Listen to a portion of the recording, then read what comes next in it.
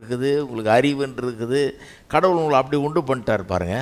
அப்போ கடவுள் அவராக ஒன்றையும் சும்மா நடத்துறது இல்லை. உங்கள் வாழ்க்கையில் எதையாவது நல்லது நடக்கணும்னா உங்களுடைய ஒத்தாசை ரொம்ப தேவை. நீங்கள் ஒத்துழைக்கணும். உங்களுடைய மனது கொஞ்சம் தேவை, உங்களுடைய இருதயம் தேவை, உங்களுடைய நாக்கு தேவை, எல்லாம் தேவைப்படுது பாருங்கள்.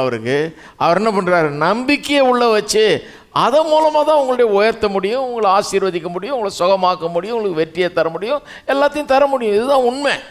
எத்தனை பேர் இருக்கிறீங்க? இதுதான் உண்மை. அப்படி தான் நடக்க முடியும்.